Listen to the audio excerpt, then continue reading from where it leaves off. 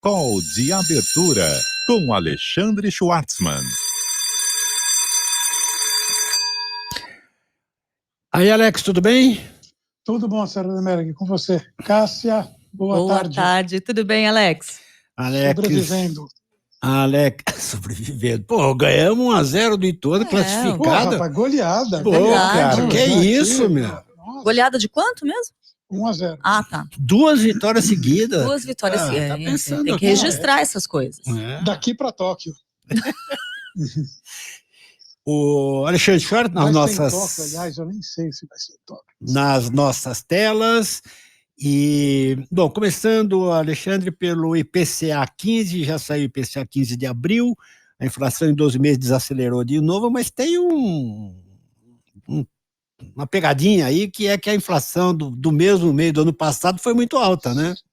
Não, isso a gente vai ver a inflação, como a inflação foi muito alta até maio do ano passado, né? Então a inflação, na comparação, toda vez que a gente olhar para 12 meses, vai sair um índice muito alto, né, de 2022, e entra um índice mais baixo. Então até mais ou menos maio a inflação vai cair, medida em 12 meses vai cair bastante. Mas daí entra o contrário, porque junho, julho e agosto foram os meses que teve o impacto da redução dos impostos sobre combustíveis, um fenômeno temporário. Aí a gente vai substituir índices negativos por índices positivos, a inflação em 12 meses vai voltar a subir. Não é por outro motivo que a gente olha aqui nas projeções do Focus, eu preciso olhar no meu caderno porque eu não tenho mais memória para isso. Está em torno de 6%. Né? O 6,04 é o número mais recente da pesquisa Focus. Nesse aspecto, é mais interessante a gente olhar para o que está acontecendo para os núcleos, porque os núcleos exatamente tiram, né, um pouco do que foi o exagero para os dois lados no ano passado, tanto que teve impacto de combustível para cima, impacto de combustível para baixo, e aí vem a história. Eles estão rodando na casa de 7%, né, mais ou menos. Seja se a gente olhar os últimos 12 meses, ou olhar os últimos 3, 4 meses e, enfim, anualizar essa medida, eles estão rodando em torno de 7%, o que é um baita progresso, porque esses núcleos chegaram a rodar na casa de 9%, por aí. Então, nós estamos passando por um processo de desinflação, né? Só que é uma desinflação que não vai nos levar à meta nem esse ano e muito provavelmente nem no ano que vem também. Então, acho que a moral da história desses números é a seguinte: prossegue a desinflação, mas prossegue num ritmo extraordinariamente lento, né? Então, a gente já vê os efeitos do aperto de política monetária, eles trouxe inflação de núcleos de 9 para 7, mas ela vai fechar esse ano na casa de 6%, e aí o ano que vem na casa de 4%, e aí a gente vai buscar a meta propriamente dita só lá em 2025. Bom, outro assunto é que, considerada essa inflação e a taxa de juros, a questão é sobre crédito. O governo está discutindo muito a questão de abrir linhas de crédito. O presidente Lula disse que os bancos oficiais vão voltar a emprestar, mas não disse a que taxa, mas disse também que disse lá na Espanha que ninguém vai investir no Brasil com essa taxa, e que sugeriu que os investidores brasileiros façam investimentos na Espanha. É estranho um presidente fazer isso, mas enfim, o que nós temos sobre crédito, Alexandre? Não, eu falo, primeiro, é esquisito pra caramba, porque o fluxo de investimento direto no Brasil nos últimos 12 meses bateu 90 bilhões, 89,7, o número foi divulgado ontem. Né? Ou seja, ter uma ideia, 90 bilhões de dólares de investimento direto no Brasil nos últimos 12 meses. Nos últimos 12 meses, mais de 40 bilhões a mais do que nos 12 meses anteriores.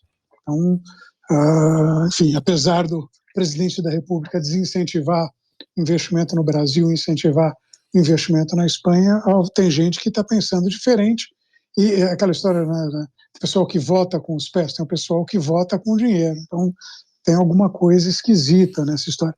Agora, na parte de crédito, a gente está vendo ali estava dando uma olhada nas concessões, né, que o Banco Central divulgou aí os últimos números justo hoje de manhã, são números até março. Minha preocupação com isso era tentar avaliar se o episódio Americanas, né, acabou tendo aquele efeito no sentido de limitar a disponibilidade, aumentar muito o custo, baixar muito o prazo, e fato é que eu não encontrei nenhuma evidência muito sólida a esse respeito, né? Então a gente lá no comecinho de janeiro tinha as concessões rodando ali um pouco acima de 200 bilhões, a leitura de março, eu estou falando só para a pessoa jurídica, tá? Que é onde foi o problema, e agora está em 199, então assim, tem uma desaceleração, mas assim, não houve uma ruptura do mercado de crédito por aí.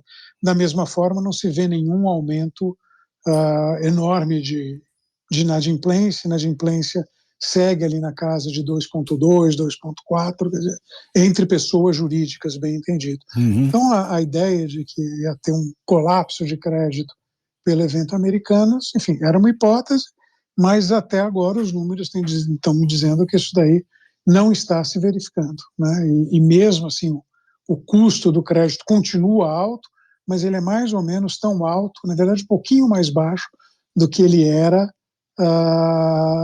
pouco antes do evento Americanas. Aí é mais complicado, porque quando os números são muito agregados, né? Então você olha para o conjunto de coisa e, enfim, pode ter mudado a composição, então não dá para ser super definitivo a esse respeito, mas não tem, assim, do pessoal que dizia que ia ter um colapso de crédito seguindo Americanas, não parece ser o caso. O volume está parecido, os prazos parecidos, os custos parecidos, e a inadimplência também não parece ter aumentado enormemente. O que você tem é que, de setembro do ano passado para cá, esse negócio, o volume de crédito, o volume de concessões tem caído, que é mais ou menos o que se espera quando você aperta a política monetária. É assim que acontece. Tá certo. Bom, finalmente o presidente do Banco Central, Roberto Campos Neto, foi ao Congresso Nacional, ao Senado. Como é prática, né, do regime de metas de inflação, ele foi prestar explicações e tal, não sei o quê. Isso acontece em todos os países que têm regime de metas de inflação com o Banco Central Independente, que é a prestação de contas ao Congresso. Roberto Campos foi lá, ganhou um boné, né? Foi bem deseducado, digamos assim, né? Do Cid Gomes, senador. Como eu sempre digo, você não convive tantos anos com o Ciro Gomes sem pegar alguma das coisas. Ou talvez o Ciro tenha pego do Cid, vai saber. De repente, uma questão genética da família Gomes, essa dificuldade de lidar com o contraditório. Mas foi um episódio, assim, triste, né? Triste, inclusive, porque vem do mesmo senador que avançou com um trator, né, sobre uma multidão, foi o mesmo que falou, Lula está preso, babaca. Né? Então, assim, eu diria assim, no frigir dos ovos, o Roberto Campos pode se contar como um cara de sorte, porque pelo menos não foi um trator para cima dele, foi só um boné. Né? Eu acho que, se considerar sempre as alternativas que são possíveis, né, uma frase dele uma frase que o avô dele usava muito, envelhecer é uma droga, mas considere alternativa. Então é isso, a história do boné é um negócio lamentável, mas considere a possibilidade de ele ter usado um trator ao invés de um boné, é sempre uma coisa que seria muito pior. Ele foi de trator para cima de PMs que estavam em greve, né? É isso aí, assim, um exemplo de equilíbrio, né? Eu acho sempre... mas enfim, esse é o Congresso brasileiro. Aliás, é pior, porque esse é o Senado brasileiro, supostamente a nossa Câmara Alta, onde as discussões deveriam, de alguma forma, ser mais equilibradas, mais, né, com nível... Um Senado que teve Fernando Henrique, teve Mário Covas, teve o próprio avô do Roberto Campos, foi senador também, Roberto Campos, assim, teve gente de altíssima estatura intelectual. Não é um adjetivo que eu empregaria, né, no caso do senador em questão. Alexandre Schwarzman, muitíssimo obrigado, Alexandre. Até a semana. Até a semana. Grande abraço, Cássia. Até. Até mais, Alex. Tchau.